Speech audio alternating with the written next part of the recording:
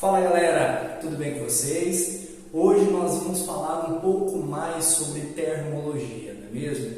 Nós viemos do estudo das aulas presenciais, das aulas virtuais, tratando sobre temperatura, falando sobre calor, sobre dilatação térmica, e eu quero que vocês prestem atenção aqui rapidinho no esquema que eu vou fazer aqui para vocês no quadro, tá bom? Então vamos lá.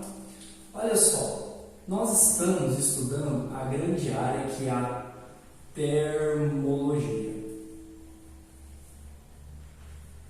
Nós definimos as escalas termométricas e as suas conversões, mas antes nós definimos o que vinha a ser temperatura.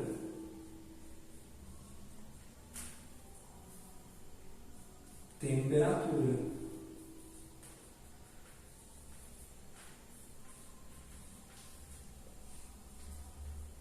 Então eu quero que você volte lá nas nossas aulas anteriores e veja um pouco mais sobre temperatura. Nós ligamos a temperatura a uma tal de energia cinética, é mesmo. Então nós temos aquela molécula, elas vibram em um corpo. Esse canetão, por exemplo, ele é composto por vários átomos e cada átomo tem a sua vibração.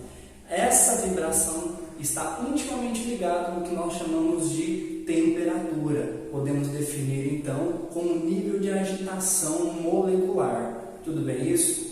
Posteriormente, nós falamos de calor.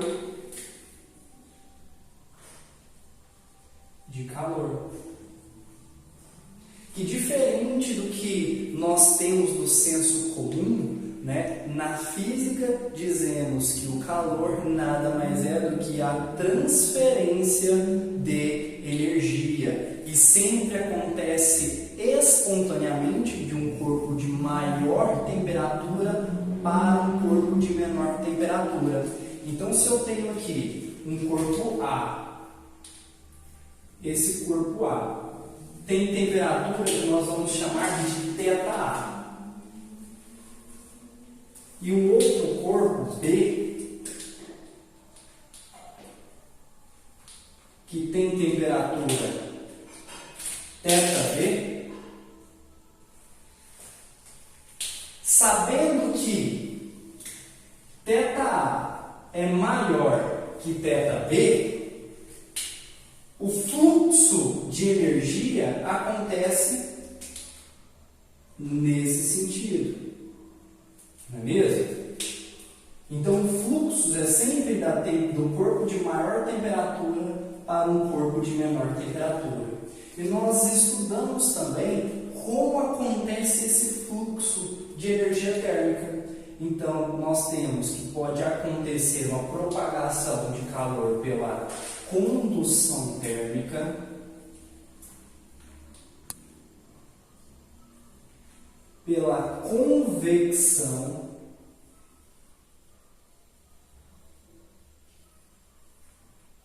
e pela irradiação.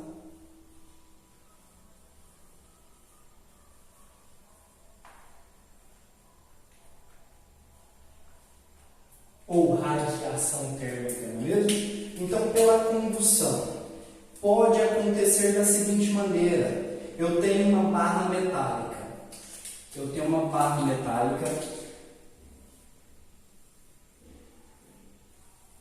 E eu começo a ceder calor nessa região aqui da barra metálica. Ou seja, a temperatura dessa parte vai estar diferente da de cá. Então eu vou ter uma maior temperatura aqui, que eu vou chamar de T2, e uma menor temperatura aqui em T1. Ou seja, as moléculas dessa região estarão vibrando com maior velocidade do que essas dessa região aqui. Então, se eu tenho as minhas moléculas aqui, as desse lado, próxima à fonte, vai estar vibrando mais do que as do final, que está a uma certa distância.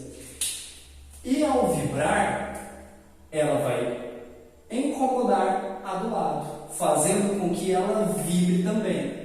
Ou seja, vai acontecer uma transferência de energia. e cada molécula vai instigar a sua vizinhança a começar a agitar também. Ou seja, está acontecendo aqui um fluxo de energia térmica nesse sentido, sempre do de maior temperatura para um de menor temperatura.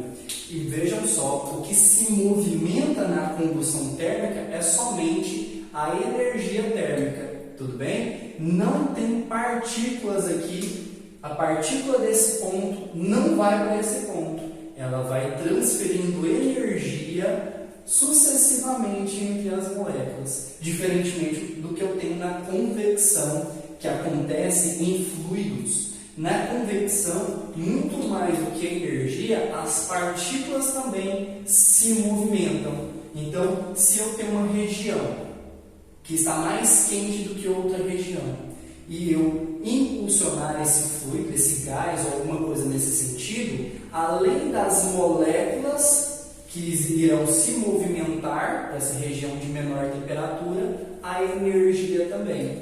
Então, na convecção, acontece somente nos fluidos. Na irradiação, um exemplo muito claro que nós temos é o Sol. O Sol irradia a Terra, ou seja, é uma transferência de energia, ou seja, é um calor que flui de maneira espontânea do de maior temperatura para o de menor temperatura e que se propaga também no vácuo, tudo bem? Então eu tenho que a irradiação térmica se propaga no vácuo e em meios materiais. Um exemplo claro, o Sol. As luzes também, as luzes de casa, as luzes incandescentes também irradiam, ou seja, elas também fazem com que esse fluxo de calor aconteça de maneira da irradiação.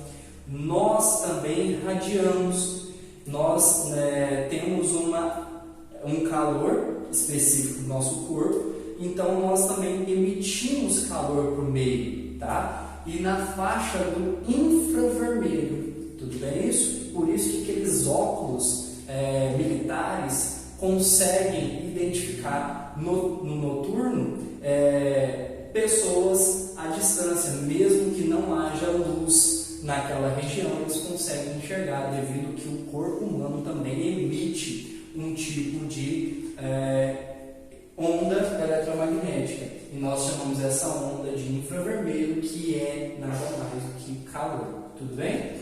Então essas foram partes das nossas aulas anteriores.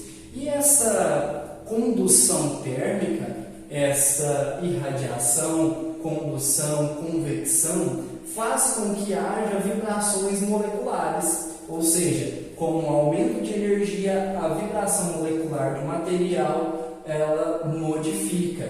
E aí nós temos o que nós chamamos de dilatação térmica. A dilatação térmica,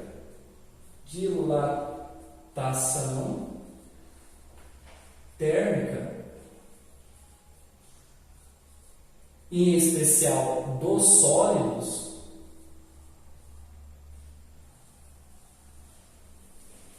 temos que notar três: a linear,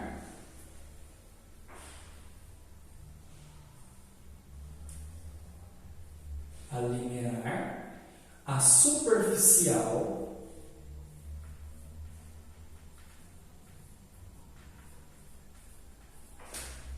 e a volumétrica.